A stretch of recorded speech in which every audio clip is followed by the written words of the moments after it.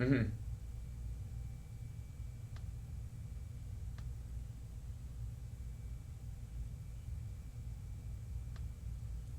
Yeah, you're setting a standard based on your own chosen level of ignorance. You could literally establish a permanent form of ignorance for yourself and go, I believe this no matter what. I mean, arguably that would be the perfect defense against any attempt to fix climate change or man's effect on climate change specifically is I don't believe in climate change, so I don't have to participate in not puking coal into the air. And right,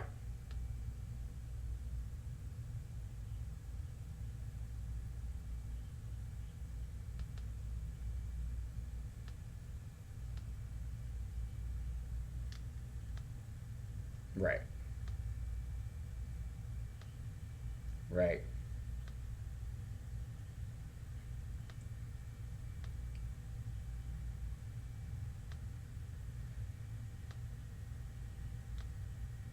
Yeah, right. Right, exactly. You don't start a normal conversation that way most of the time, but I think it has special place today.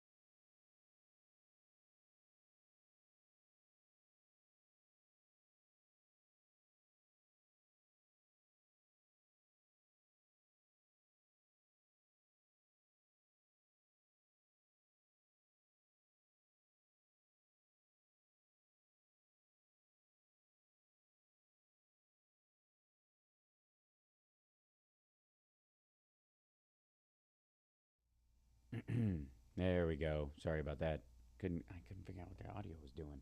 Ta-da! Okay, all better. Sorry about that.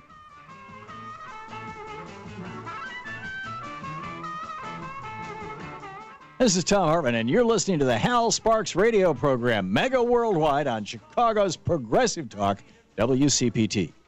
Well, all right. Joining us again, of course, Katie Speak and Johnny in the studio. Fantastic.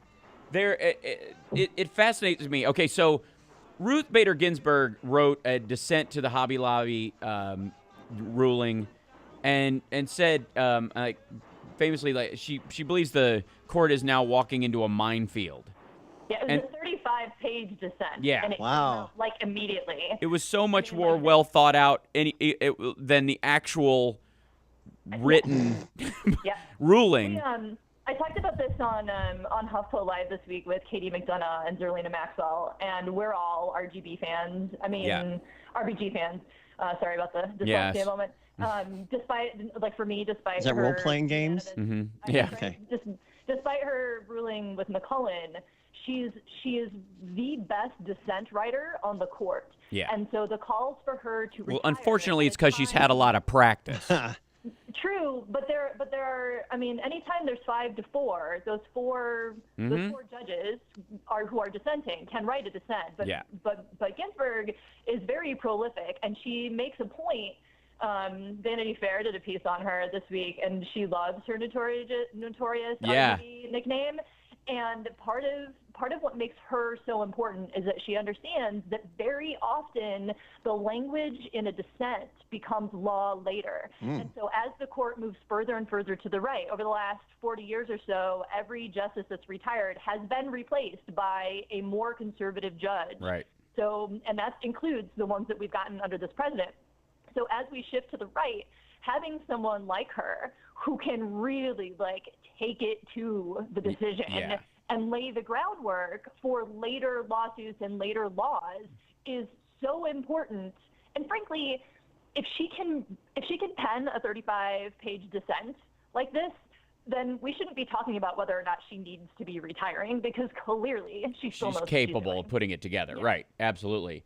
In Vanity Fair's article, they said Ruth Bader Ginsburg joined the Supreme Court in 1993, but she's occupying a new place in popular culture these days, adored by fans of her writing in such cases as Hobby Lobby, in which she authored a blistering dissent. Sample line: "The court high fear has ventured into a minefield." Ginsburg has been canonized in the internet's unofficial record of relevancy, Tumblr. There's Notorious RBG, a blog that puns on the name. She now, by the way, knows who Biggie Smalls is. Do you think that means we have a chance at finding out who got Tupac and Biggie? I mean, now that a Supreme Court justice is aware, probably the first. But apparently a Tumblr blog called Beyonce Voters, where inspirational lyrics by the singer are transposed onto images of court justices, and there's one particular, they have this picture of Ruth Bader Ginsburg, and it says, all them fives need to listen when a 10 is talking. And it's... which, has particular relevancy because of the 5-4 decisions off time.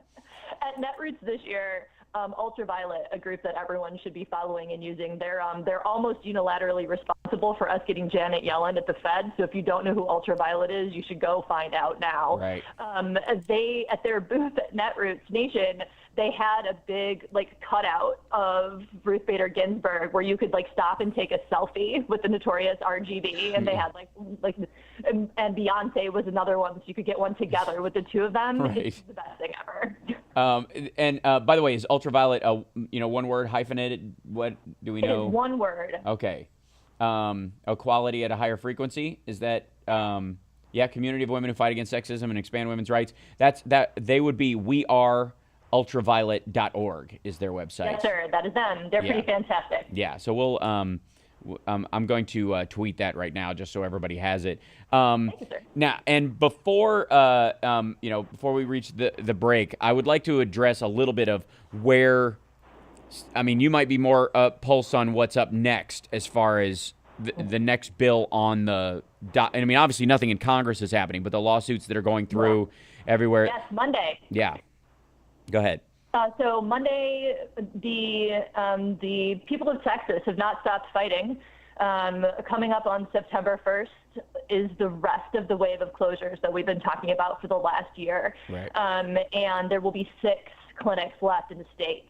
But they're not stopping. The Center for Reproductive Rights has joined with Whole Women's Health, and they're still fighting the admitting privileges law.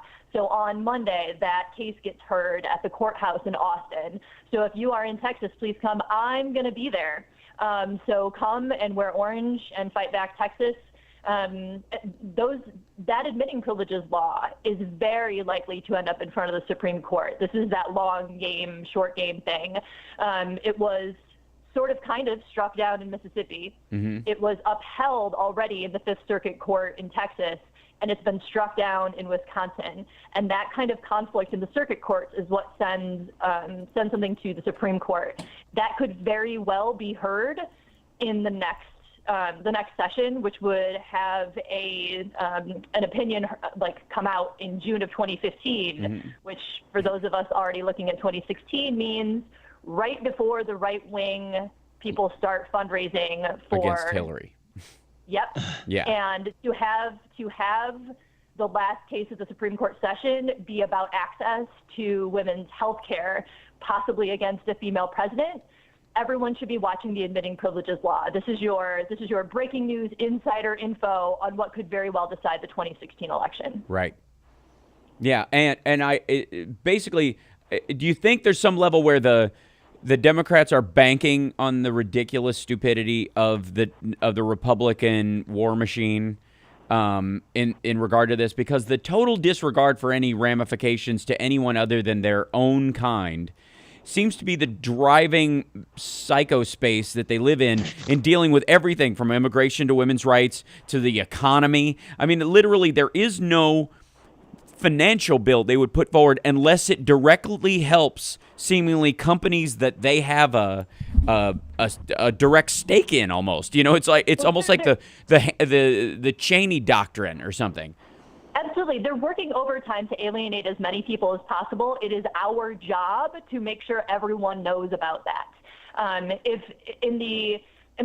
We're very likely not going to get another shot to have the John Fugelsang moment where he went on and asked the campaign director how the candidate was going to pull back to the center. We got that great Etch-a-Sketch moment. That's probably not going to happen, but a similar situation will. The people that fund the primary candidates are more obnoxious and extreme than even like the mainstream Tea Party people. Right. So if that's who's funding and that's who the possible candidates are like running to impress, come the time for the next election, all we're going to have to do is hit play mm-hmm. on the stuff they said in the primaries. But it means we're going to have to pay attention.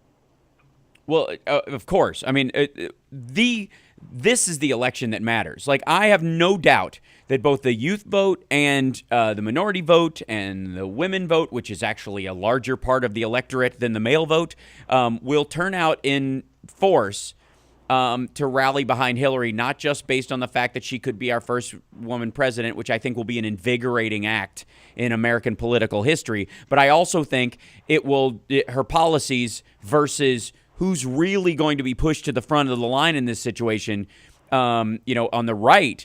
I mean, you've got a point where Santorum and people of his ilk actually have a shot at being relevant to the conversation on the right, whereas opposed they'd be 2% marginal candidates. Because of the fall of Chris Christie and the rise of Rand Paul, there creates this wide open swath again. Remember how they were going to nip in the bud we'll have like 3 major candidates next time. We won't have to worry about this 9-person field.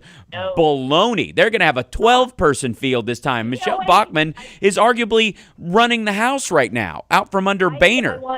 I want everyone to know that if they're not already on Twitter, they should get on Twitter mm-hmm. and learn how Twitter works before then, because possibly the most entertaining thing to happen in the history of Twitter is going to happen during the primary debates on the Republican side. Oh, yeah. The amount of live tweeting yes. happening during those might be the best thing you've ever seen. Yeah, it will be a snowstorm of hashtags, just glitterly little pound signs falling from the sky with wonderfully quirky things attached to them, based on, sadly, the reality of the Republican field, which we're going to talk about a little bit, and Boehner's insistence to the president, which would seem to be in violation of the law, the lawsuit he just filed, after we get back. Thank you so much, Katie. Katie _speak on Twitter, and of course, katiespeak.com. Always awesome. Thank you so much. We'll talk to you again next week. Johnny.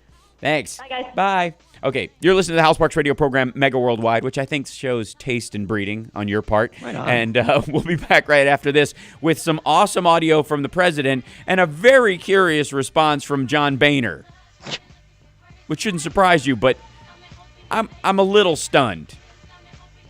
Yeah, I'll explain it when we come back. WCPT Radio, Chicago's Progressive Talk.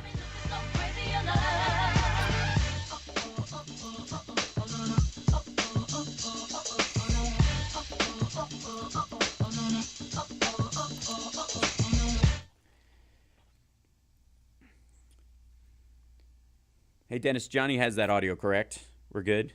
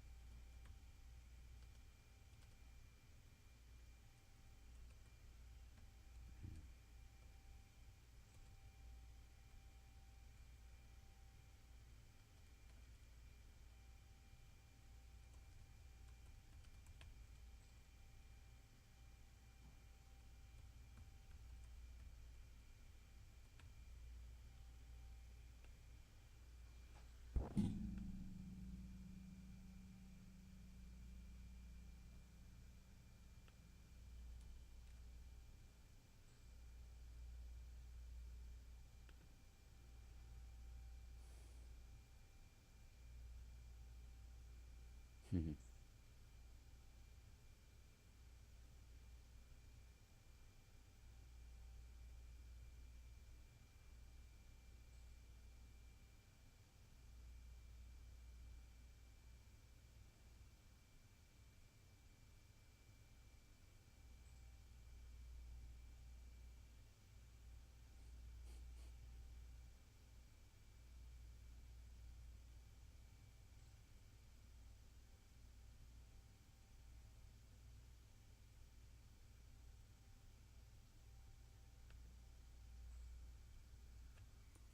Okay, I don't know why this is.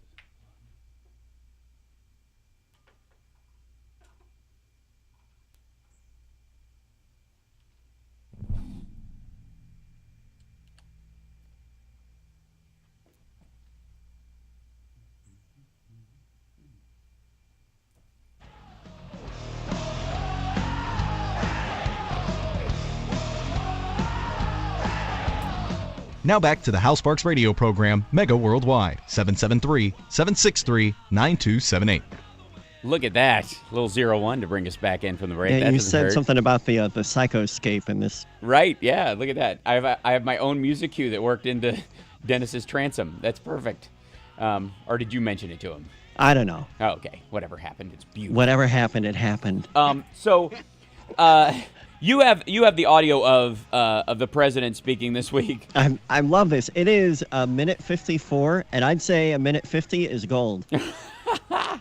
Seriously, yeah. He's having such a good time. Right. Well, let's work our way through it because I want to do that, Right, and then I want to explain what John Boehner's statement in response was. But so some of the things we're doing without Congress are making a difference, but we could do so much more if Congress would just come on and help out a little bit. Just come on. Come on and help out a little bit. Stop being mad all the time. Stop.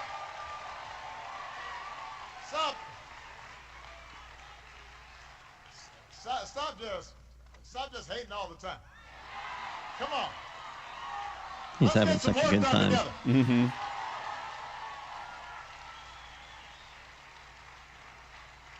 You know how I'm watching the video? He gets this look in his eyes that Gene Simmons gets when he's looking into the into the like the balcony. To be me. Yes. Right. Yeah, like when he's, just like being like, I'm Him. talking like 1976 Gene, like I own this. Yeah. Right. He's just like looking out into the farscape. It's this like I've figured out something you guys have yet to figure out, and I realized it because I'm the only person in the area that has the guts to do it, so I'm going to go ahead and do it. Like that's Exactly. Gene's whole thing. Like Yep. if you look at it, like I came up with this makeup and I'm going to wear it. You know, like, make fun of me all you want. yeah, Everybody knows who I am. Yeah, I'm money. So you're absolutely right. There's a joy too to it that I think is the one thing that's really missing from the other side, because there's this. The most passionate response they have is from people like Ted Cruz, and he has that creepy psycho glint in his eye that looks like he's selling you something, because I don't actually think he buys a word he's selling. I think because he denies it right after he says it. Oh, totally. And it's mainly it's like he developed this habit convincing his dad, who I think is a true believer, that he's on board.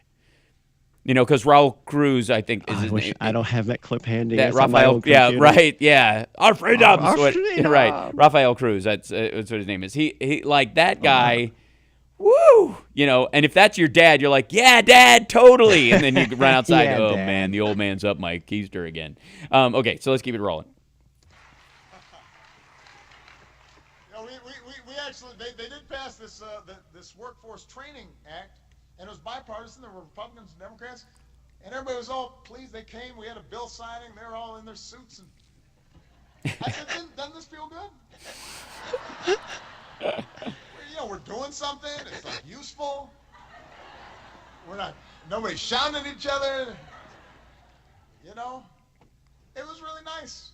I said, "Let's do this again. Let's do it more often."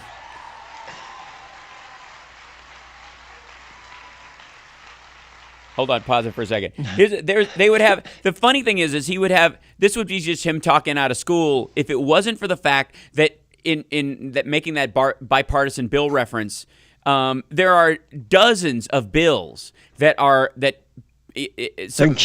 that. Yeah, But many it's pass the things House that- bipartisan, Yep. and so what they do is what they have is, to appear bipartisan in the House, they'll pass it down there, and then in this collusion with Cruz and his ilk, they will have them blindly filibuster put a hidden secret hold on it, so that you don't have to know who's doing it.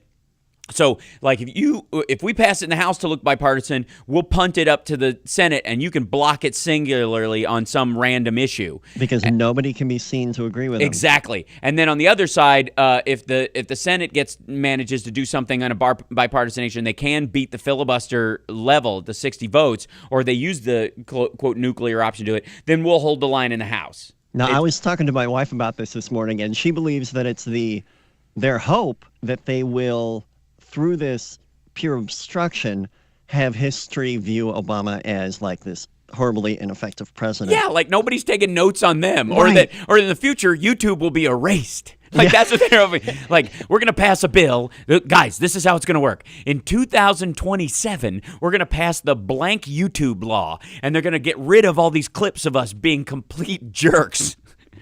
And we'll go, what, me worry? When they start going, hey, weren't you against this? No, that was all Obama. We rewrote we had the Texas textbook company that does all the new textbooks. They've rewritten history.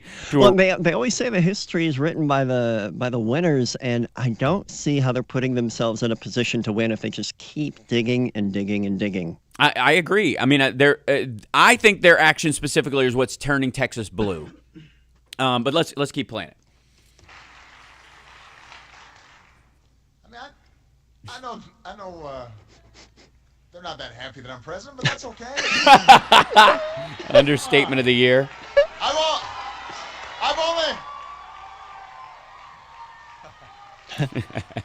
only got a couple years left. Come on. Yeah, that's what they're holding out for. Then you can be mad at the next president. Yeah. Mark. All right, I was wrong. The whole minute 54 was gold. Yeah, she's gonna be mad at you, right? Yep. That's the fascinating part. So, I don't know. It didn't include the lawsuit stuff, right? Where he mentions they're suing me for doing my job, and that's amazing. Yeah, and then last week did that. He quotes the Mark Wahlberg going, I'm the guy doing my job. You must be the other guy. That whole bit from The Departed. Which is fascinating for him to pull from that movie. Yeah, just from The Departed. Yeah, man. like hip and dark. Like that's a side of Obama that we don't necessarily get to see. Which is odd because Wahlberg was in The Other Guys. Right, exactly. You must be the other guy. Right. How ironic. And how strange, right? I'm sure he probably watched that too. By the way, for all you goofy comedy fans out there, The Other Guy is completely underrated. I think it's hysterical. I agree. I do too. And I think it's a really smart movie. Well, yeah, Wahlberg trying to hold the line stoically in certain places against Will Ferrell's just ridiculous flip-floppy nonsense character is terrific. And it allows him to be dumb too. It's great. So what's the Republican response to what the president's been saying? Now, here's the thing. The president is very good at speaking to the youth vote and really getting them motivated, especially on social issues where they just can't seem to let it go. The right just says, I don't care how popular, even within our own electorate, gay marriage or domestic partnership rights and those kind of things are, adoption rights, equal pay, all kinds of stuff. Like, no matter how popular that is within our own caucus, which is it's marking it like 70%. Everybody talks about how the country has been shifting center-right over the years. It doesn't actually measure up if you look at the government certainly has. Right. But the populace itself is moving way left on a myriad of issues, and specifically the ones that affect young people who are coming up, who have a more diverse friendship base as far as ethnicity and national origin than their I've heard parents some people did. even have Jewish friends. I've read that as well. I did. You and I even had a couple. We did. We went to New Trier. There's like 4 Jewish kids there, and we knew all of them. We did not go to the same high school then. Right. We were, it's kind of the other way around. Yeah, we arguably lived as kind of the minority in that circumstance. Going, they what? There was a little bit of, I remember moving from Kentucky where there are 0 Jewish people around. I think the only Jewish person I ever ran into was my own grandmother. It's true. Wow. Who converted after being raised in a Jewish orphanage. It's a long story. Yeah, a long, weird backstory. But so technically I'm Jewish, I guess. But she was Methodist, and we grew up with a little Christian church in the town I grew up in. But the first experience of Jewish people that I ever had, having lived in Kentucky where there were none, arguably, was at New Trier, and there were a large swath of them. It was I was most, it seemed, at certain times, and so I was just like, oh, okay, well, this is just kind of how it goes up here. All right, cool, that's right, and then just went back to going on. And these are all just people, right? And it's hard to wrap your head around that the generation before me. And before that, even were they were trying to keep them out of country clubs, and there was arguably in many ways the creation of Israel itself was an act of anti-Semitism by a good group of the controlling whites in this country who were like, we don't think the Jews should all be killed, but we don't want them here. We should keep an eye on them in one place. Yeah, it's like that idea of let's go into Africa and create a country in Central Africa that's kind of America-ish. Jewish, and we'll just start the Back to Africa movement, which was going on at the same time. And so, not that Israel doesn't have the right to exist, and not that there aren't people who genuinely want to be there, and that there's the peak Zionists who think it's, are religious nutcases and are off the charts, and then there's just people who go, this is my homeland, and that's how I feel. That's totally cool.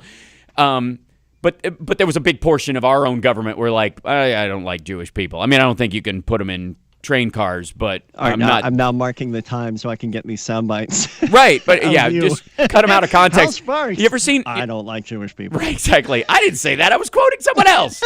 I was being a character. Relax. So it's like the same thing when. Did you ever see Patton Oswalt when he baits Twitter?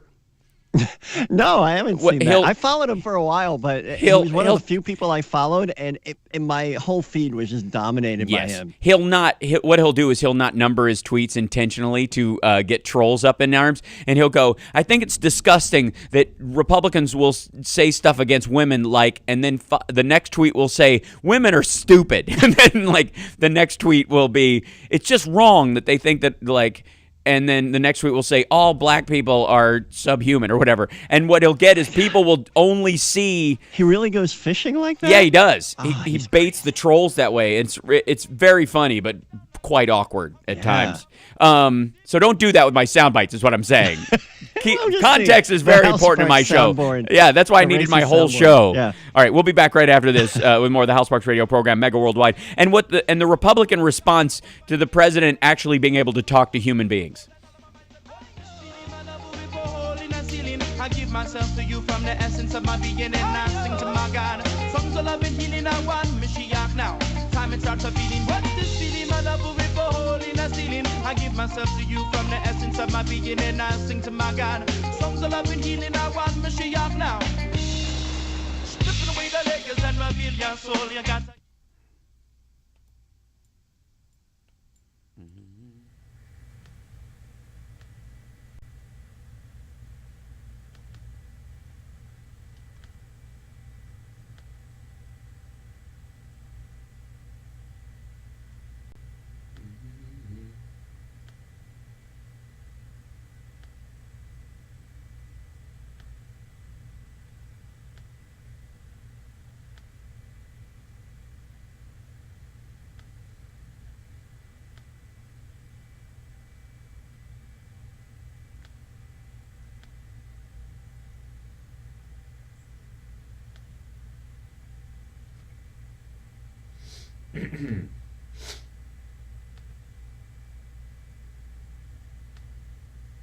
Yeah, all right.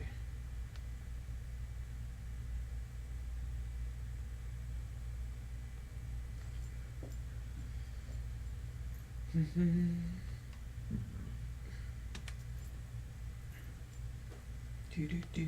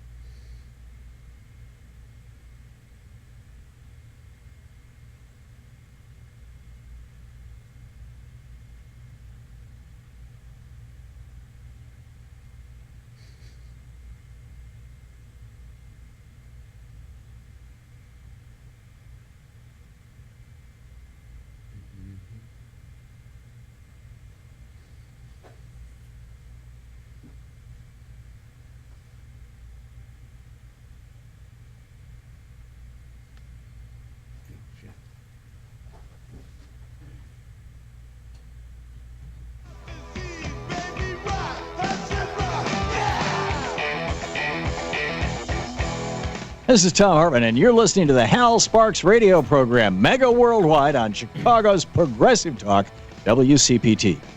That's right. Now with 100% more Tom Hartman back from commercial plugs. That's right. Great. We care a lot. Nice. I love this song. I'm more of a fan of the Mike Patton version. I understand that there was an original before that. I get the value of the people being involved in the original, but in many ways I feel towards this version of the song the same way I feel about All Along the Watchtower. Yes, Dylan wrote it, but it's a Jimi Hendrix song. See, I don't know that. I didn't know they redid it with Mike Patton. I'm so used to this version. Exactly. Yeah, there was another version. I think it was on their original demo when they were getting a deal with their other singer. And there's just no... I think this is the original singer. I don't think this is Mike Patton, yeah. Because there's not a lot of character in his voice. Yeah. Well, it's still early on, though. You may be right. I can't really hear which version this is. But they did a version with Patton. But no one can touch Mike Patton anyways. He's an insane genius. Yeah. I can't sit down and listen to, like... everything. A Mr. Bungle album. No. But he's so prolific, and, I mean, there's just no argument. The Tomahawk record is sick. It's great. Is that a band or an album? It's a band, and God Hates a Coward is an awesome song. Tomahawk. Okay, like what year was that? God, I can't tell. All of Mike Patton's life just blends together in early one. 2000s. Is it? Okay. Yeah. Because there's also a Chinese band called Tomahawk that I like that sings in Mandarin that you wouldn't get, but is like they sound like they want to be Pantera, and they're great. That's awesome. Yeah, there's a Chinese Pantera kind of cover band called Tomahawk. So don't confuse the two, because sometimes iTunes does. I hate that. Yeah. So there's no Chinese letters on the front of the other Tomahawk record. Right. Okay. So the president goes after the Republicans for just being haters and not wanting to accomplish anything. Again, I will say that in defense of the Republican mindset, when we on the left make the case that this has been the least productive Congress in history, and it by merit of how many bills it has passed, there is no question whatsoever that that's exactly what they are. You have to understand that they don't hear it that way. To them, not passing bills is them lessening government. So to them, not passing a bill or not doing anything or not updating or changing anything that might need updating or changing is a form of conservative action in and of itself. And so they are being extremely productive in their own heads by doing zip. Because quite frankly, things like the border crisis and what's going on in, setting the country's, credit score back a couple of notches, that's actually productive for them because who they're helping is not you. Nope. Who they're helping is multinational corporations that move money in and out of our stock market by the second using automated servers. So they don't really give a crap if you think productive is doing something, because to them, the brake is as good as the gas, no matter how many accidents it gets us into. And to them, they think if we just stop making laws for a second and just look at what we got, this is what they're really thinking. There's so many laws out there. Right. Well, good. Here's an action. Start repealing some of the dumb ones. Well, we can't do that. Like the federal ban on marijuana. And it's being classified as a Class A drug. It's an absurdity. I'm a non-user. I don't believe in doing drugs in any respect. I'm not a fan. But I'm not stupid enough to think that it's a fiscally good use of our funds and a well-functioning version of social engineering that's worked really well till now. It hasn't. And this idea, it's amazing to me. Like you see this lately. They've been, the argument against it. And O'Reilly said this last week, that what happens when you make something legal is that you tacitly tell the kids, and I don't think he used tacitly, but a big word for it. Right. He said you basically tell the kids that it's okay to do. No, you don't. No. That's just because prescription drugs are legal, but you don't pop them in your mouth at any random. You ask somebody before you do it. Right. You make sure it's cool to take with beer before you take it. Watch it. I'm dead serious. This idea that, and then, okay, let's say he really believes that. How is that not nanny state behavior? The Republicans it's are the always hypocrisy. right? Over and over again. It's the hypocrisy. Oh my God! There's always this screaming and crying about how the Democrats and the liberals want to, socially manage the country and nanny state everybody, and everybody's a victim, and we got to protect everybody from everything, and political correctness is wrong, and blah blah blah. But the minute you try to, lift the federal ban on recreational marijuana use, which time and time again, every study after it shows that it's less addictive than alcohol. Nobody's ever died of an overdose of it. That unless it's mixed with some sort of wacko street drug, it's really impossible to start a fight while high on exactly marijuana. Right. Like there's all sorts of reasons it beats alcohol in terms of social management and the ability to work while doing it and all kinds of other things. Not that I recommend it, but what I'm saying is all the studies have been done since the Nixon era that they've hidden essentially. All come out and say this is fine. It's not, it's not great for you to do, but it's less harmful than alcohol, and the damage done by the prohibition is actually more damaging to the country. Yeah. But what's their response? We got to do it to protect the kids because it sends the wrong message. Well, here's a good idea. Deal with law as law based on reality. And then if you believe in the ethical or moral behavior and something outside of it, then present that argument in a location or circumstance that you think that's valuable. Number one is alcohol and drugs are illegal for anybody under 18 or 21 to do, depending on what we're talking about. And therefore, in schools and in churches, you can make your case all you want. But that doesn't mean you get to draft the rest of the entire populace on a behavior scheme that you don't want kids to be involved in. Once kids are old enough to make a choice of their own, they're going to do it anyways. At 18 and 21, especially with alcohol. But we don't even bother to do that. And Boehner uses alcohol with great regularity. And if anybody suggested that making alcohol illegal would send a better message to children, there's no way he'd sign onto the bill for that reason, and he would say liberals are trying to manage us socially and it's a nanny state again or whatever. But the idea that we're all victims we're easily led by the nose, and if something's legal, we're just going to do it because it is. I'm in Arizona right now. I'm at the Tempe, Arizona Improv this weekend, and they don't have a helmet law here. Okay? When you ride a motorcycle, you don't have to wear a helmet. If I get on a motorcycle, though, in Arizona, do you think I'm putting on a helmet? You're damn right I am. Because even though there's no law against me doing it, for my own ethic and safety and choice and philosophy, I'm going to protect my cranium with a helmet. I think it's important. I don't look to the law to establish my own decision-making as far as my own personal health and safety in that regard.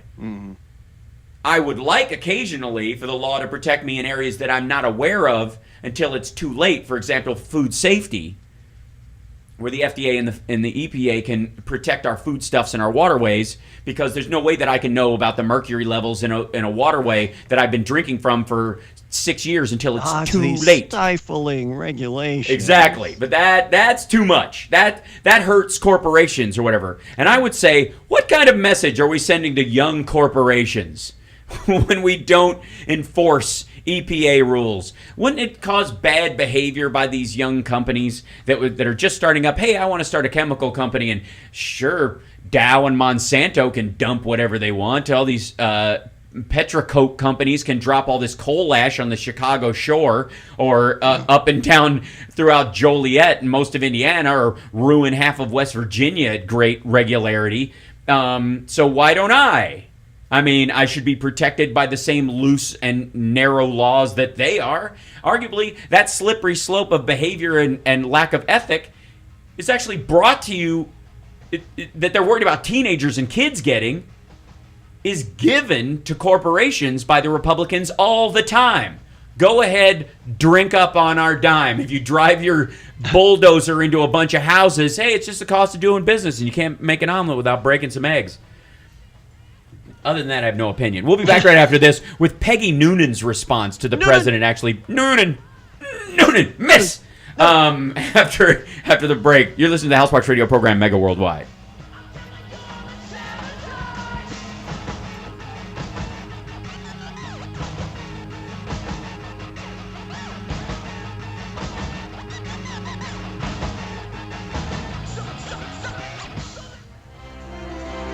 AP Radio News. I'm Tim McGuire. A U.S. doctor who contracted Ebola while treating patients in Liberia is at Emory University Hospital in Atlanta.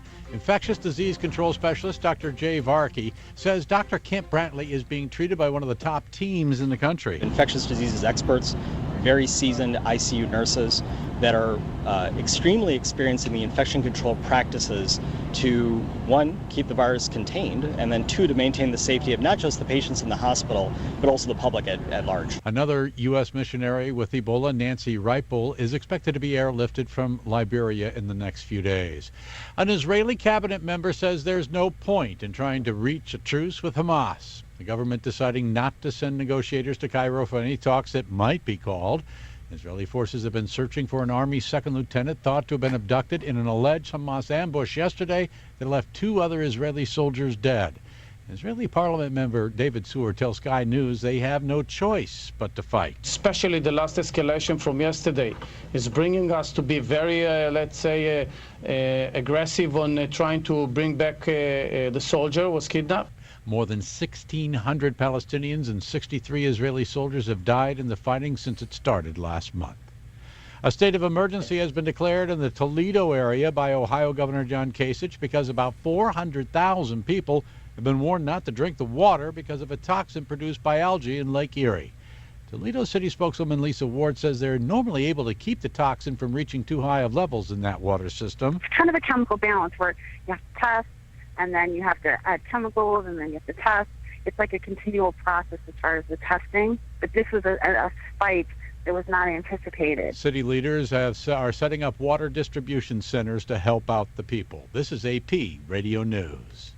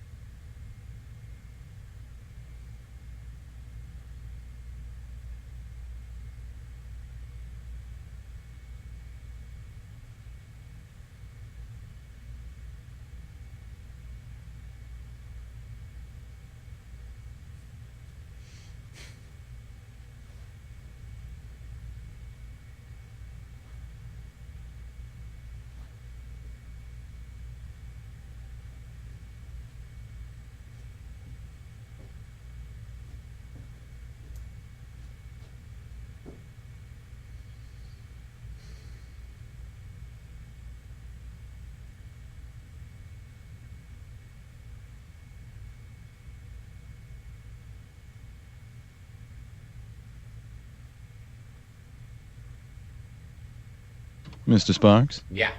We got Cindy in Michigan who wants to talk about the Do Nothing label. Okay. Talking about Jeff Sessions being proud of it. Yep. And then we got Steve from the Gold Coast. Cool. Right on. It's a regulars kind of a morning. Yes, it is. Yeah. I'm going to talk about Peggy Noonan and then the Boehner statement, and then we'll get to them. Cool.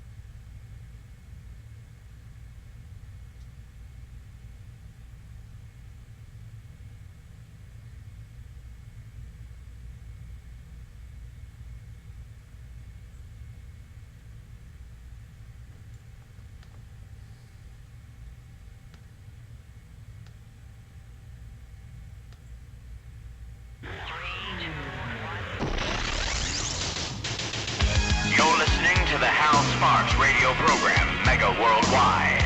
I've had people walk out of me before, but not when I was being so charming. Video streaming at halsparks.com. I don't care for you or for the putrid sludge you're troweling out. Puss-faced little pimp stick. True progressive talk. Might be a good time for you guys to give up.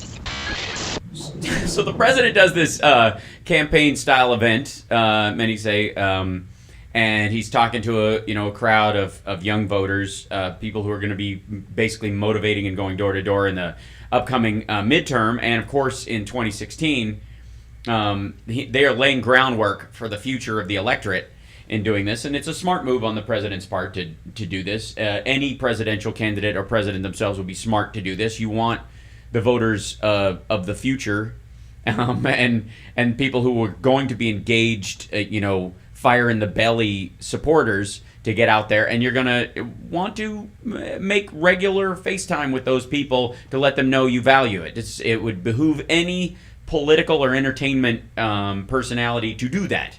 But not according to Peggy Noonan, who was... Noonan!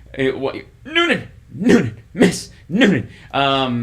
The Wall Street Journal columnist Peggy Noonan made a really weird reference when she was talking about President Obama's that why is everybody hating conversation. She said, he shouldn't be at campaign-type rallies where he speaks only to the base. He should be speaking to the country. That was the first part of it. Firstly, he does. Every Sunday, there's a president's address to the country. It's on YouTube. You can watch it. That's a very direct one. He gives press conferences with decent regularity. And, of course, he has a press spokesman who's always telling the entire country what he's doing.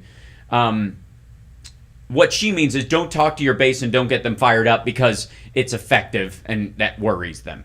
And then she wrote, he shouldn't be out there dropping his G's, slouching around a podium. Wow. Yeah, complaining about his ill treatment, describing his opponents with disdain. Just stop hating all the time. That was her quoting it. Dropping his G's and slouching around the podium. Now, the dropping his G's, I do that. I think most modern speakers do it with fair regularity. The slouching around the podium reference, that's her equating him with a black rapper or gangster type, and her idea of what street black people act like. And that's the slouching around a podium, which interestingly enough, she dropped her G when she said it. They write the G in the actual quote, but she said slouching. But that's what she means. That's what she means. She means like as if he and if you look at him, he looks like a guy at a debate. He looks like a guy just he's just speaking colloquially because that's the crowd he's talking to and he's enjoying himself. It's not like he drops his G's when he's talking to Putin on the phone. Stop hating. You know what I mean? Like, that's not how it goes down. But he's got his arms up. He's talking like a normal human being who's addressing a crowd. Into the microphone. Right. Yeah, he's leaning over to be heard. Right. But the rest of the time the truth is he's just not doing anything that even remotely resembles that. But that's what Peggy Noonan sees, which is very important. Okay. Anyway, so and now this is John Boehner's statement on so the House they've been trying to push through a bill. They managed to get through their supplemental budget, which is never going to make it past the Senate because it's got all these bizarre Tea Party riders in it, and they know it, but they passed it, so that they could leave. Mm-hmm. And insofar as the immigration issue and the buildup of these children at the border, who many parents are sending as refugees, others are quite frankly probably sending simply to just have a better life here, which is why you immigrate to any country. But they're going to get sent back. It's a stupid way to do it, but you can't blame them for trying, considering the circumstance that they're in. Happens all over Europe, happens to every first world country. It just does, especially if you border a country that has problems or a country that borders another country that has problems that you can walk through, like in the case of Mexico. But Boehner's response was fascinating. When they were talking about the border supplemental legislation, he goes, "This situation shows the intense concern within our conference and among the American people about the need to ensure the security of our borders and the president's refusal to faithfully execute our laws. which is what they're suing him for because he delayed the implementation of the employer mandate and the Affordable Care Act for a year. This is what they want to sue him for because he wrote an executive order to delay it for a year. Not stop it, just delay it so that they could have time to gear up and get the paperwork in line. Okay. There are numerous steps the president can and should be taking right now without the need for congressional action to secure our borders and ensure these children are returned swiftly and safely to their countries. Okay, they're asking him to write executive orders specifically. But wait, what are they suing him for? Writing executive orders. Specifically. So, okay. For the past month, this is him continuing to speak. For the past month, the House has been engaged in intensive efforts to pass legislation that would compel the president to do his job and ensure it can be done as quickly and compassionately as possible. Through an inclusive process, a border bill was built by listening to members of the American people that has the support of not just a majority of the House, but most of the House Republican Conference.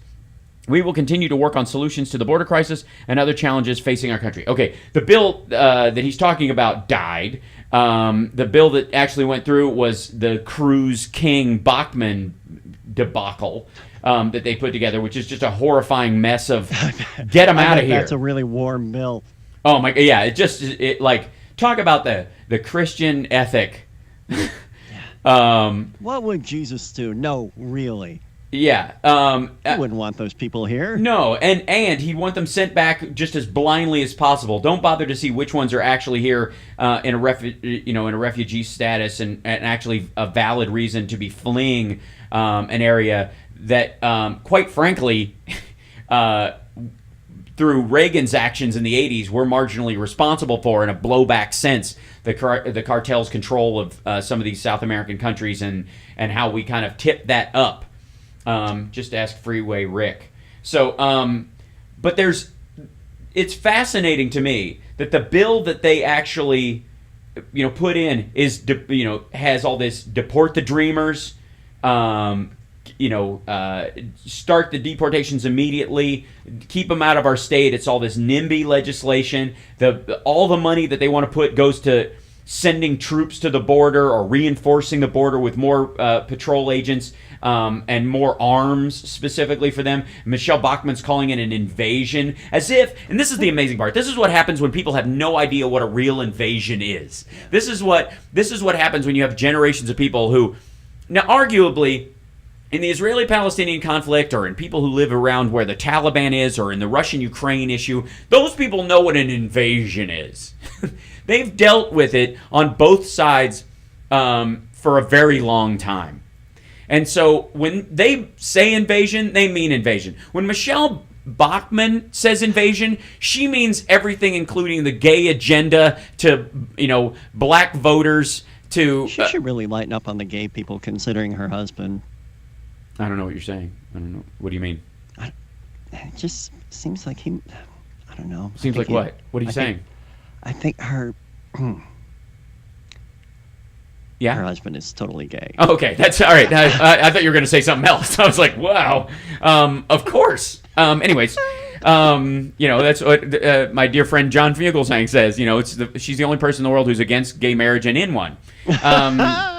Yes, we love John. And but in reality, that's what she thinks is an invasion. In the same way that they have the problem with consent we've talked about before, and the idea that by criticizing Bill O'Reilly, he thinks his First Amendment rights are being violated because he gets called out as a jerk. When we come back, we're going to take your call, 773-763-9278. Do you think this strategy is helping or hurting the Congress? Because they think it's helping. Poll-wise, it doesn't seem to be. But do they care because they're in so many gerrymandered districts? Are they going to take more seats just because they've set it up so that most of the Democrats are voting in a heavily Republican area with these weird serpentine congressional districts?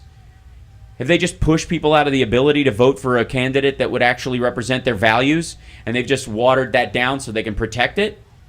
Is that why they don't care? Or are they just the last toe of the line for the religious nutcases like Rick Santorum who think that it's their responsibility to eliminate free will because that was God's plan all along. It's bizarre. We'll take your calls right after this. 773-763-9278. It's the House Sparks Radio program, Mega Worldwide.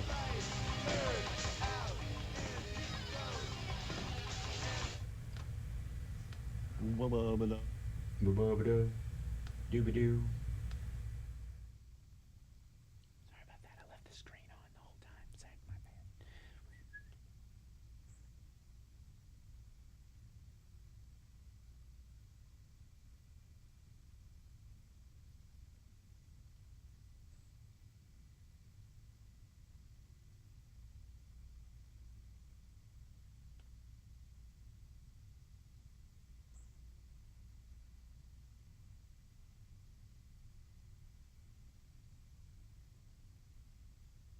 Hal, you there? Yeah. Yes. Can you hear me now? Yes, I can. Cool. We got Lou. Okay. Illegal aliens are sick, and how is this in our best interest? Right. Okay. The idea that they're bringing disease into the country. Right. Mm-hmm. Uh-huh. And Cindy in Michigan with the do nothing label. Right. And I got to find out these other people. I'll let you know. You got it. We'll go in order. The easiest is to go in order of who's, been waiting the longest. Deal. Cool. That'd be Cindy first then. Yeah, cool.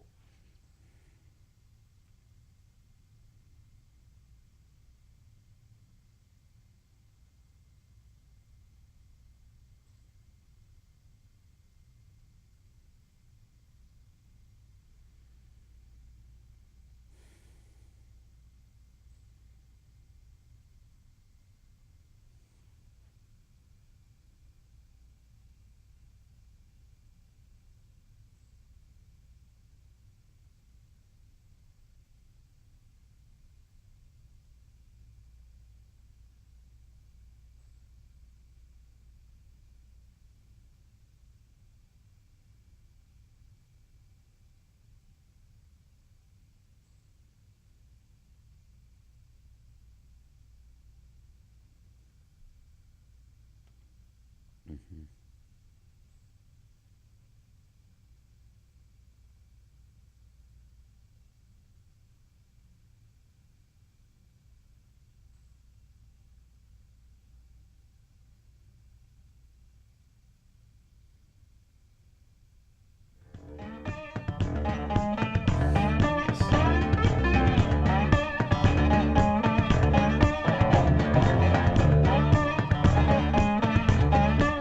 Now back to the Hal Sparks radio program, Mega Worldwide, 773-763-9278.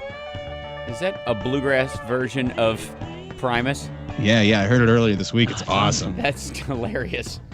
I mean, it's prime. It's Les Claypool. Yeah. Obviously, you can hear it. It would have to be. Wow. That's just great. You know, if he keeps practicing, he might know how to play He'll that get thing one day. somewhere. Yeah. I play bass, and every time I watch, I go, okay, I quit. Forget it. Right. You want to stop playing bass forever, watch the Billy Sheehan playing with Steve Vai in the Astoria concert. Yeah, oh yeah. Oh, That's great. I'll go do that. Yeah. Or Victor Wooten, maybe. Oh, yeah, totally. We might have to stop because I think the lyrics actually go someplace south in a second. Oh, boy. Yeah. So let's take some of your calls. Let's start off with Cindy in Michigan. We've had a couple people calling for a while, but we'll get to you. So fire away. Everybody try to keep it high and tight. So go ahead. Hi, Cindy. Excuse me? You heard me. You can do it. That was a lyric from the I was trying to avoid. That was interesting.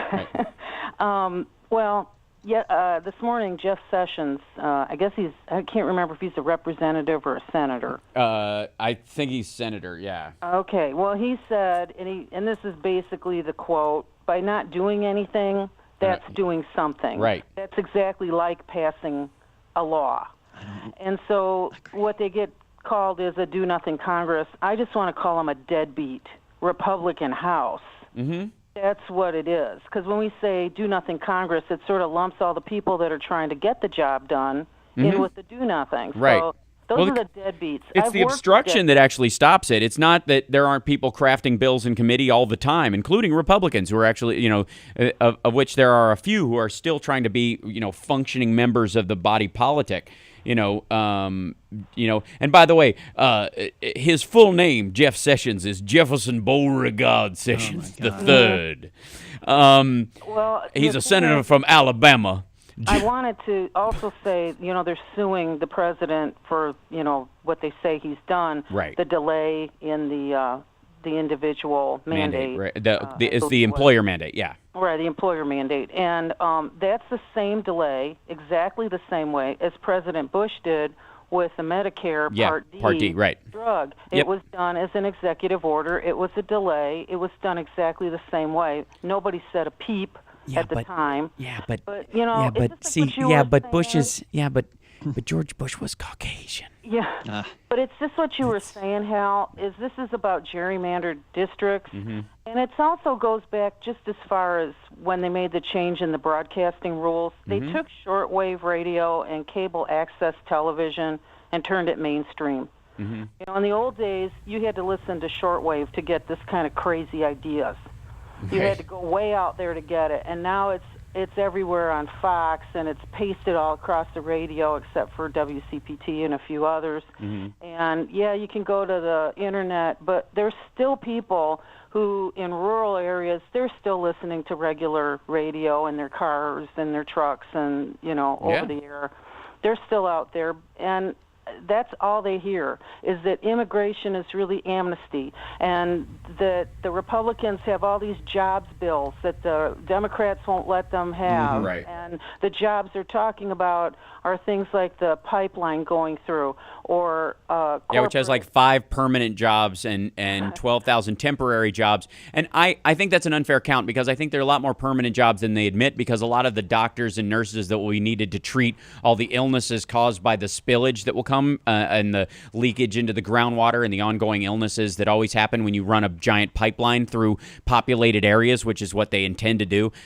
Strictly for the benefit of a few multinational corporations, this is not American oil for our own energy needs. It's Canadian shale oil, and it's just transporting it through our country because it's cheaper for the big oil companies up there to transport it straight down through the center of our country than to go left or right out of that area out of Canada. They characterize all corporate tax breaks and even as the jobs thing bills with the Hobby Lobby stuff and all that. They even characterize that, we're not spending that money. We're not spending government money to support other people's birth control. That's money that could be used to create jobs. I mean, they will turn everything. Corporations are people and all. And yet everything that they've done to fight this president on the stuff, the executive orders that he's done, the stimulus package he put through, all the reforms they went through, even as short as many of them were, they needed to be more reinforced. But the ones that worked actually have shored this country's economy up so much that it's actually been growing for, I think, 3 years now. And the stock market is at 16,000. 16,000. That is a full Yahtzee. 10. That is 10,000 points higher than when the president came into office, and it had dropped from 14 at the height of the Bush presidency. If there was a Republican president right now and the stock market was at 16, that would be the only thing they would need to try to shove through an entire Republican administration top down, from the presidency to the lowest congressperson. They would be running on the 16,000 number, hands down. But that's why they're running on immigration. Right. That's why they're running on he's not handling the Middle East. They're just taking people's attention away from the jobs and what we are getting, what growth we are getting since 1997. This is the highest growth we've had since 1997. That skips right over Bush. Exactly. Well, there was no growth in Bush. There was Right. and whatever there may have been was simply because of a temporary spike in companies that were war profiteering, and they even ended up leveling out after time. And the cost overall of the Iraq and Afghanistan wars are going to be somewhere in the order of over $3 trillion. When all is said and done. And that doesn't even take into account lost revenue from the human beings who would have been here and using their abilities and bravery and thought and ingenuity to create businesses and just live normal lives, lest they be sent to another country on a fool's errand to pretend to be attacking a country that didn't have anything to do with 9/11. Beyond that, it still cost us $3 trillion.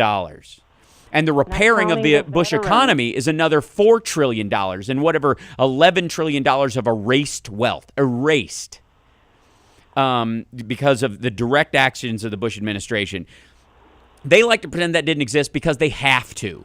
Otherwise, none of them would ever get elected ever again. But the reality is, and a recent poll shows, that the South is a big, gnarly swath of poverty. That all the bad employment statistics and the reason the nation's unemployment rate is high versus where it should be is largely because the South is a big junk land of poverty due to the governors and the state legislatures of southern states fending off any help whatsoever that the entire nation was trying to do to rebuild post 9/11 and post the Bush crash.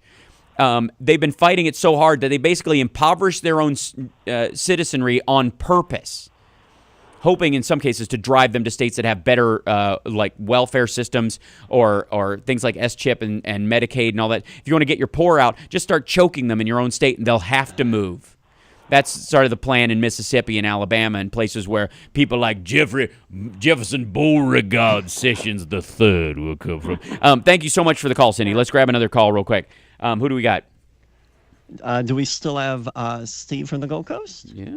Do we have Steve? We got Steve? Yeah, we do. Hey. 1, 2. Hi, Hitting it Steve. again. There we go. Yeah. Hey, Steve. Welcome to the show. Yes, thank you for taking my call. I think that you've touched on so many important issues, and I know you want us to be brief. We need more public intellectuals out there, such as Elizabeth Warren, who are actually trying to change this narrative, which is this distorted view that the GOP and the right decided to heap upon America. This idea, this Horatio Alger story. We're all wealthy because we were smarter than the rest of you. We worked harder, and that's really what defines the class system in America. That the people who are at the top and in the middle, they're just smarter and harder working than the rest of you who are at the bottom. Whereas Elizabeth Warren has offered this sort of realistic alternative narrative that says that government is essential in the building of wealth for everyone. Right. Look to Bill Gates, who 10 years ago said, if I had been born in Bangladesh, I wouldn't have gone anywhere with my ideas. Why? Because the U.S. provided the kind of infrastructure, education, everything that I needed to build my company. You can come up with the greatest new mousetrap in the world. Without a government-built highway system, how do you get it from Maine to Texas? Right. Without a electrical infrastructure system, without a university system, 3 out of 4 people working in Silicon Valley got through college because of government help, not counting the fact that universities themselves receive direct funding in order to build buildings and pay professors. I'm talking about student loans. So if you add in everything, even if your parents are fairly well off and they paid 100% of your tuition to go to college and so forth, government still subsidized that university for you. Your parents didn't build the University of Texas if you went to the University of Texas. Exactly. Everybody in that area did, in that state and in that region of the country did. Exactly. Absolutely. And people need to challenge the right when they make these absurd contentions. And same thing with regard to, as you pointed out, in terms of environmental standards. I mean, this idea, a jobs program for the right is cutting regulation and cutting things like environmental protection. Yeah, well, that is predicated on a strange assumption. One that says that we have too much clean air, too much clean water, too much clean land. Is that really a problem in this country?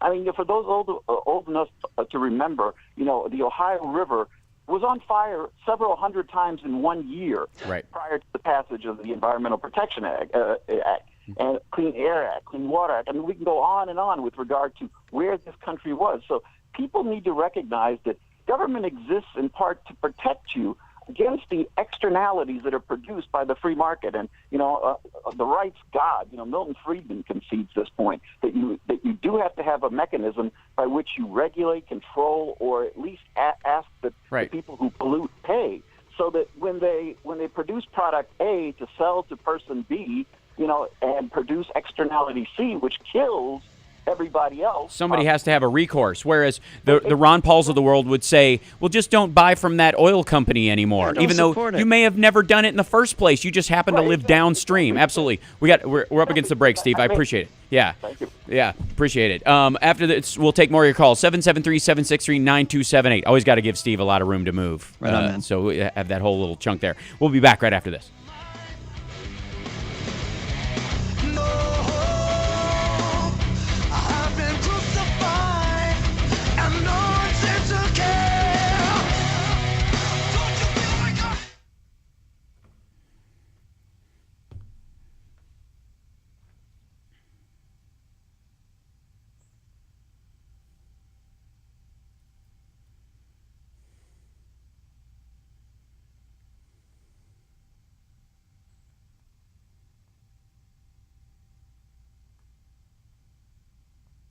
All right, looks like we have 4 more calls. Let's knock them out. All right, we'll try to blaze through them as best I can. If I really start to rant, we're gonna have to drop and move on. You know what I mean?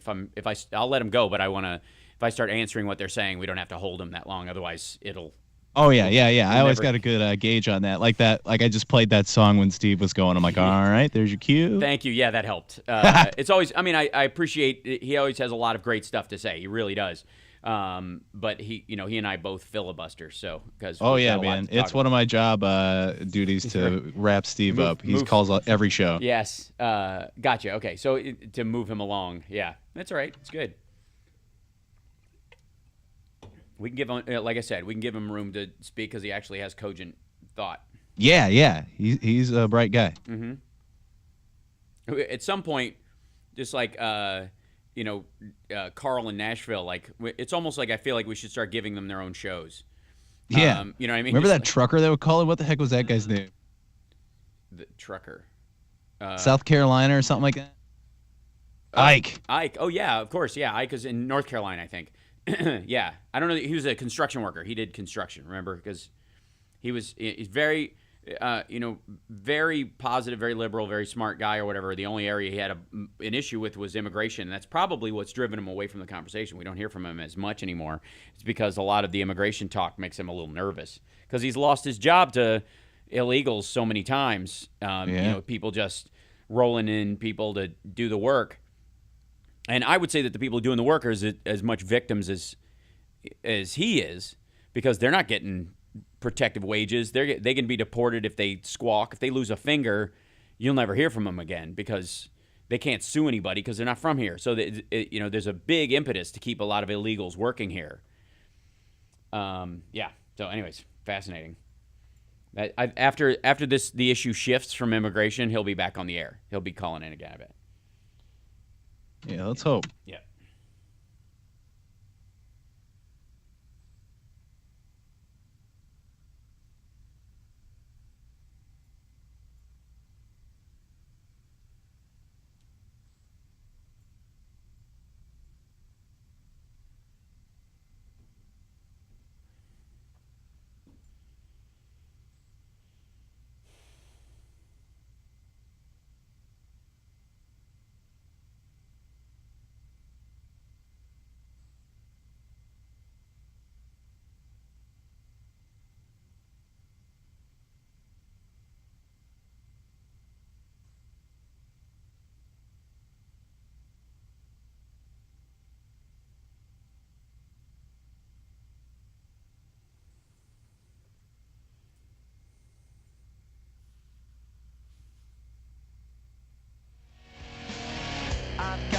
Posters on the wall, my favorite rock group Kiss. I've got Ace Frehley, I've got Peter Criss. This is Tom Hartman, and you're listening to the Hal Sparks radio program, Mega Worldwide on Chicago's Progressive Talk, WCPT. So let's take some calls. Let's continue. Who do we have there? We got Lou on line 3. Cool. Hey, Lou, welcome to the show. Hello, leftists. It's so good to talk to you. Some of you guys sound so dopey. My goodness. Here, tell me what you think of this. I work with what the God gave me, sir. Sure, right. Go ahead. Listen carefully. Uh-huh. It would make sense if you want to deconstruct America and damage its sovereignty to allow all these illegal aliens to come across the border. They're disease. They got diseases we got rid of in this country 20 years ago, 30 years ago. And some of the ICE agents are getting sick from them. And the ICE agents are being moved up north to do the paperwork for them so the drug cartels can successfully get their drugs across the border. Uh-huh. That's a good strategy, isn't it? Also, I heard one of the... So which diseases are you talking about that they have? All kinds. Did we lose the ability to get rid of those diseases? Or did we lose the vaccine someplace? Is it in a drawer that we missed as a first world country? You want to import more into the U.S., right? Beg pardon? Make people sick? You want to import them again into the U.S.? That's what you want to do. That's kind of brutal, isn't it? Well, I don't think that's what's happening at all, as a matter of fact. And that's one of the reasons why you set up a processing facility. Because when people show up, the idea is somehow... These kids, these children. Hold on, wait. Let's explain. I want to hear what you do. I want to hear what you do. And they were bringing in the Ebola victims here into Atlanta. Completely unrelated. Those are Americans who are in another country who have contracted Ebola while doing humanitarian work overseas, and they're being treated by the actual unemployment rate is closer to 18%. Can you stay on one topic for a second so we can address it, or you just every time I peel away at your nonsense, you're just going to back away and choose another tack? Is that what's going to happen? 18% is a true unemployment rate. And 1% right, because the South is a swath of bad employment. Yeah, okay. Okay, let's go with your first assertion. Part-time jobs, the low-wage jobs that this administration's created, total of 6 million jobs. You know who's taking them? Illegal aliens and people. Who gives these illegal aliens these low-wage jobs? All the low-wage payers, like who's a low-wage payer? Who's a low-wage payer?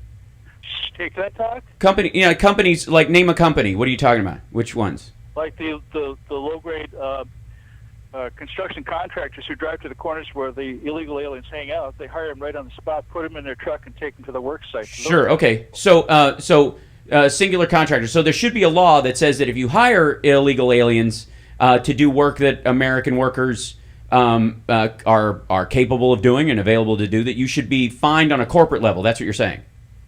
Well, I would like to see the laws enforced. Okay. There's no.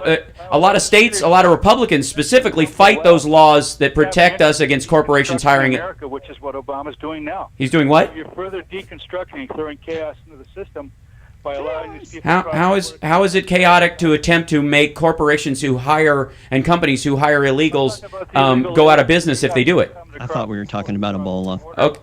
Yeah. You celebrate, all these illegal aliens. We're talking about 9 things because you can't center on one, because once I answer what you're talking about, this is okay. Thanks for the call. This is what you would call junk debate. Yep. This is when somebody calls in and puts forth an idea, right? And once you start addressing it to actually either find common ground or solve the problem, they back off and try another area because it doesn't fit the narrative that somehow Obama bad. That's pretty much it. That's pretty much the entire argument that he's making. But he can't figure out any tacit relationship between the policies he's actually advocating and why these problems exist. Nor is the ability to look for a common solution. Does that even exist? Which is the essence of democratic governing.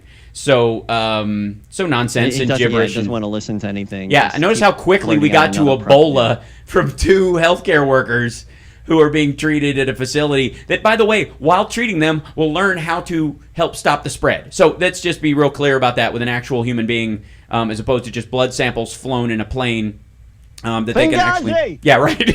Thank you. We were that close. Okay, who else do we have? We've got Ivan. I like Ivan. Hi, Ivan. Welcome. Hey, what's up, Hal, my brother? Hi. Look, these Republicans are brilliant, even though we can laugh at the stupidity. They don't care about facts. They don't care that unemployment rate is down to 6.2. They don't care that the stock market is through the roof. They don't care that Obama's created jobs every month. Mm-hmm. They don't care. The message they all give is the same. If you listen to talk radio, it's all, or right-wing talk radio. Right. It's all about Obama's fault. It's his fault in Crimea. It's his fault on the border.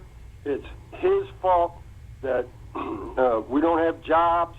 It's all Obama's fault. All they're doing bringing red meat to the teabagger corporate food base in the plan to win this upcoming congressional election. Right. Because they know that the American people are apathetic in the midterms. They know that only 25-30% of the people are going to go to the polls. And if they can get their 30% racist teabaggers out there, they're going to win. Yep, they'll win by a 5% margin, and it protects their control. Listen to Ivan, everybody. Yeah. He is dead on. This is a dangerous plan. Mm-hmm. Well, you're absolutely right. And here's the thing, though, and I think this is part of what they're not counting on, is that while it's true that midterms have a lower turnout, the first midterm after a president is elected oftentimes is where he loses control. If he's got, statistically speaking, that's usually what happens. The second midterm, however, there's a bit of buyer's remorse oftentimes because the imbalance that's created often goes the other way. And the classic example in recent history is, of course, the Gingrich-controlled Congress, which the second time around, they couldn't understand why Clinton got so popular in that second round, and it unseat them. It basically reversed what had happened in the one before because of overreach, and that's exactly what they're doing this time around too. I think there's a very strong possibility that both the youth vote and in many cases the women of America will vote more strongly because of things like Hobby Lobby and because of this kind of rampant generic sexism from the right that just is blindly controlling their caucus, regardless of even how Republican women feel. And so I along with Ivan and Johnny and Dennis and everybody at WCPT, we would like to say to you, make sure everyone you know is registered to vote and drive them to the polls this week. Pick a buddy, take a friend to the voting polls this year. And if you were ever moved by the Trayvon Martin situation, the tragedy that was with Trayvon Martin, what happened with him.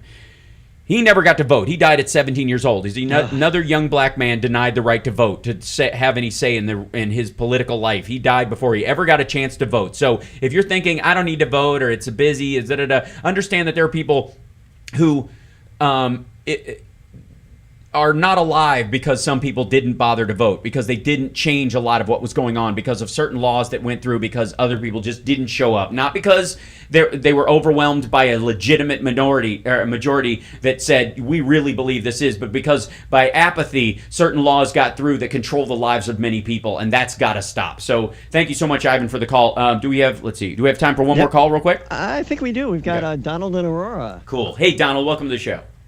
Yes, hi, Hal. Hello? Yeah, go ahead.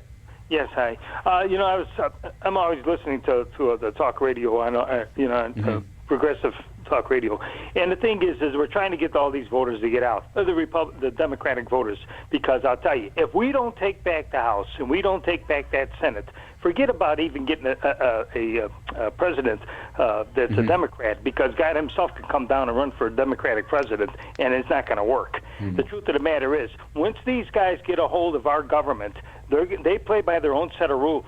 They will get rid of Social Security, and from what I understand, they already have plans to secretly do it behind closed doors. And there's Medicare, too, that's on the line. And not only that, since I'm a senior citizen and a veteran, they are even going to start taking away some of the benefits, too, of veterans, like Ronald Reagan did to us back in the 80s. Right. And, America better get its head out of its ass. Sometimes I feel like I'm running through the traffic in that movie of the invasion of the body snatchers, trying to warn all these people what's coming their way. You're next. Right. And I don't feel sorry for any of the people in the South. Not at all. I hope the Republican governors shove it right up their rectums, because, that's what they give it. The only thing that I fear of, and this could be happening, if they do take over, it's going to be carte blanche for them. They will blame everything on this president and say that they have to do what they need to do, as far as their agenda is concerned, because this president has destroyed our economy so bad that they have to take all these measures. So we'll find ourselves in wars. We'll find ourselves losing our jobs. And not only that, the truth of the matter is, let's face it, we're halfway there being owned by corporations now. They are heading for a fascist government, and this country doesn't seem to be waking up. Well, I appreciate the call. I would say that a good portion of the country is already awake about this. I think the motivating them to get to vote is the hardest measure of it, only because I think this constant both sides do it Chuck Todd nonsense that you hear all the time is the biggest apathy creator out there. If both sides do it and that matters to you and you don't think there's a difference, then pick the side you most align with and move them towards the ethical center you believe they should be in. If you are that right wing, that's certainly what they've been doing. So if you believe in a more liberal left and a more progressive left, then as Tom Harton would say, show up at your local Democratic gathering and for the Democratic Party and actually start being involved in that part of it. Move the conversation. It's time to, Winston Churchill said, if you're going through hell, keep going. and it's time to double down. We'll be back right after this with the happy endings. The House Sparks Radio program, Mega Worldwide.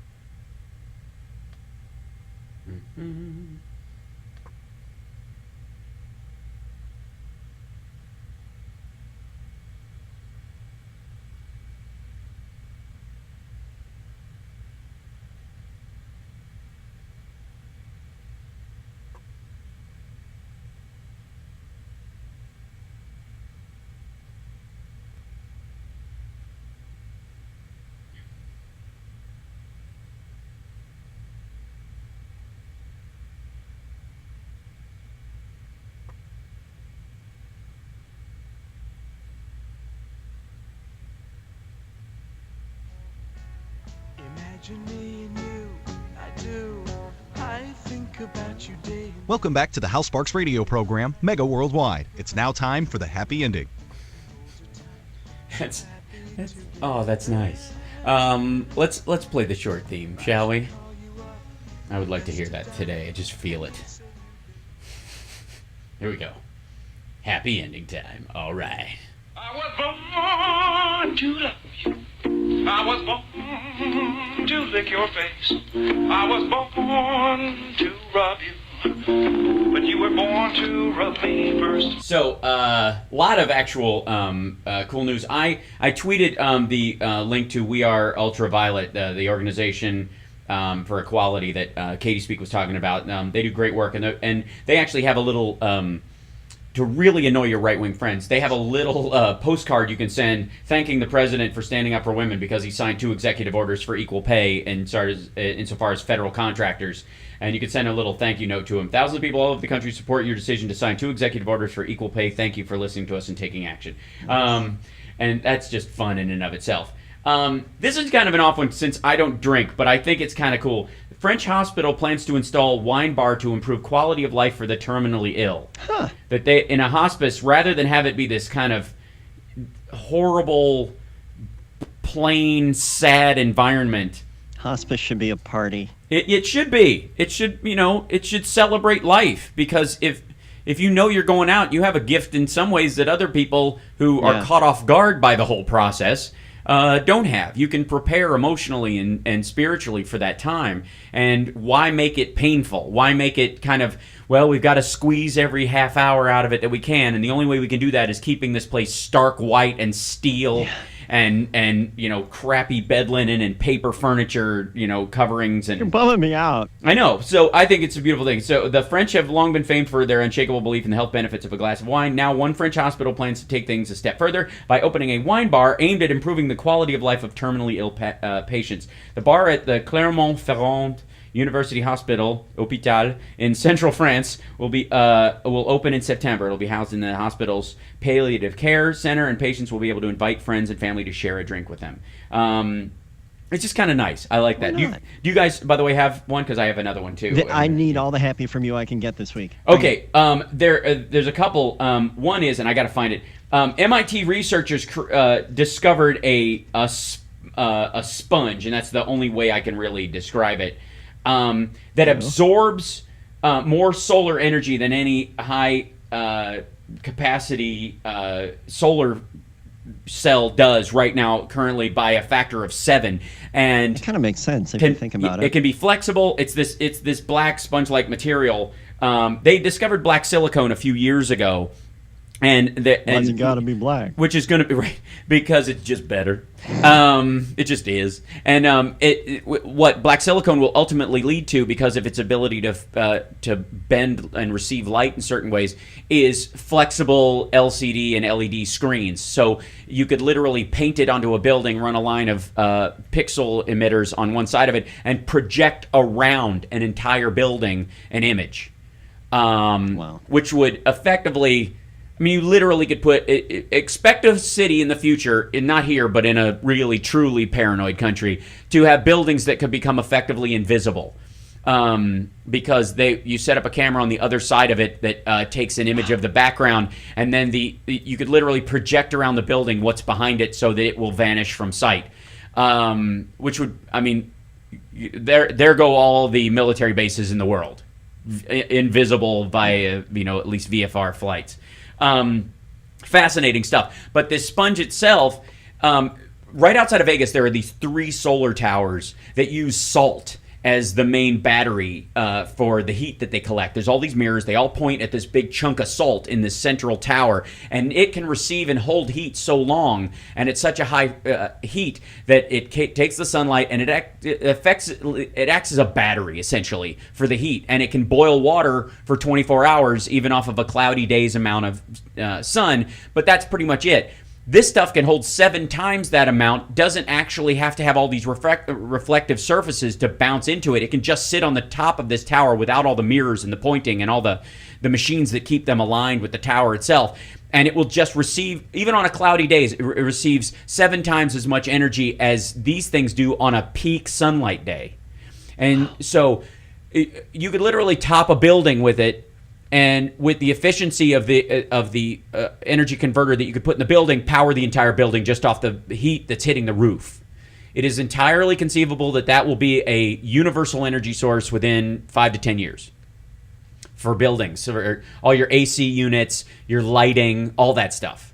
And it was just a simple discovery that could put the age of petroleum behind us in a way that it embarrasses even the coolest technology that's available to us currently. It's incredible, and I'm very excited about it because I nerd out. The other one, of course, is that, I don't know if you know this, but as a 3D printer builder and owner, I max out my nerdiness in these moments. The lovely people at Home Depot are now carrying MakerBots. You are now going to be able to buy 3D printers at Home Depot. Don't expect to be able to print your house directly, although we're working on that, and I do mean we. But there will be a point where you'll be able to go to Home Depot or go to their Home Depot website if you bought a MakerBot already, download a fix-it piece for something that you own that's made out of hard plastic, and simply print the replacement part yourself with instructions to how to install it. It's nearly Star Trek. The best part about it is, with a new device coming out called the FiberBot, it takes all the unused plastic in your house. Yeah, fiber. It takes all the unused plastic in your house. You put that in, it grinds it up, kind of Doc Brown style, and turns it into these pellets, these plastic pellets that are, kind of not colored or have a specific kind of grayish color that you can add dye to later. No one says colored anymore. Well, when you actually go through the act of coloring something. Okay. That's what all right, it's you for. got me there. Yeah, I did. Thank you. Why does it have to be? Why you got to go there, man? Every time. Anyways, so the point being is that you can recycle the plastic. It's not like that recycling will not be an abstract concept. I think I put it in this bin. I think it gets recycled. I hope so. Right, yeah. I have total faith that my stuff gets recycled if and when the guy who rolls down my street with a shopping cart and a bunch of bags of bottles goes through my garbage and pulls the plastic bottles out, because I know he's taking them directly to a recycling facility. To the right place. I know it. I know he's doing it. Yep, I'm with you. Whereas when the truck comes by, I'm like, are they really? Maybe I'm gonna. I always feel like it's gonna end up in a landfill. Right. There's all sorts of stuff this week. I mean, it's a little crazy, but I can't even begin to wrap my head around this. Researchers have found a way to make see-through mice. The transparent rodents aren't alive. They found research only to help. Yeah, before they were treated with chemicals, the animals were euthanized and their skin was removed. It's terrible. Researchers have made their inner organs transparent, but not their bones, which means that later on they may actually be able to do it to living things. Okay. That's crazy. Now we're talking about invisible buildings, invisible people. I'm just saying there's going to be a lot of bumping going on. People are going to bump into a lot of people. I can feel the bruises already. I shinned myself on another invisible rat. Ow. That part's kind of fascinating to me. I don't know if that even qualifies as a happy ending thing because it's a little creepy.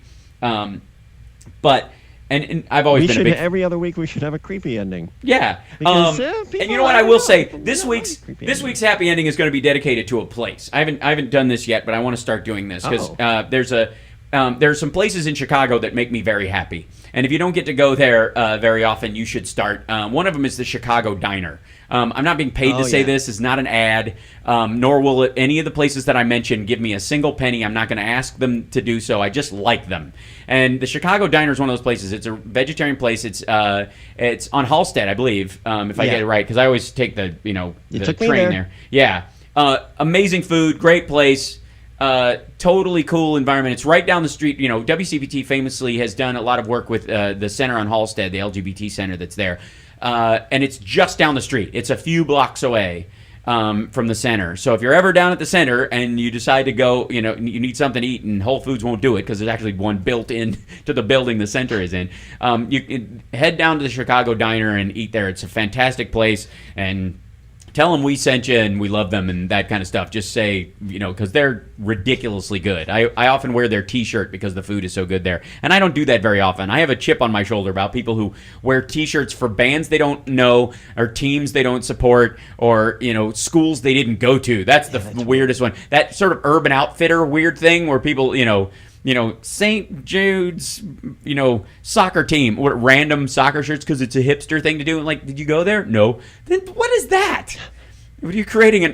What are you, a Russian in the mid-'80s trying to pretend to be American? I wear a shirt. This is where I went to school. I am not part of a cell. That's always bugged me. Anyways, so I'm just saying, not just because of black sponge and black silicone, the future is very bright if we can just get there. And we're going to, but we gotta soldier ahead. Make sure you're registered to vote. Check this week, and plan on taking a friend to the voting booth. This is a team sport, so get everybody in the car. We're all going to vote. Let's go. We're going. Do it from work. They got to give you time, so offer to drive anybody who wants to go to vote from work, and you'll get takers, man. You'll get takers all day. Thank you guys so much. We'll see you next week. I'm Hal Sparks.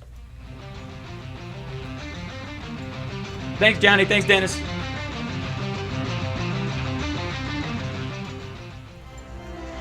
AP Radio News. Sorry. I'm Tim McGuire. Israel is That'll scaling back. Thank you so much, brother. It was really good. I'm going to start doing that. So if you think of an organization or someplace in Chicago that you really like to go, I want to bring one up every week, too. Says there's no point can we call it negotiators go to a happy place? Even for That's a great idea. because the Palestinians Find a happy have history place. of violating Find a happy. ceasefire. And you know what? We need to get that audio clip from Dumb and Dumber. Israeli soldiers have died. Find a happy place. Cool. Find a happy place. I'll pull it myself this week. That's awesome. I love that. Ending and at the end, happy place and write it out. That's great, man. Awesome. Okay, thanks so much. I'll talk to you guys next week. Yeah, man, later. Okay, bye. Unit. Emory infectious disease specialist Dr. Jay Varkey says it's important for the public to understand you cannot get so much. Ebola virus Great show. just by Bye. breathing the same air as a patient. Ebola is only transmitted through blood and bodily fluids. So unlike the flu, unlike influenza, which we deal with every winter, Ebola cannot be spread through the air. A second American missionary also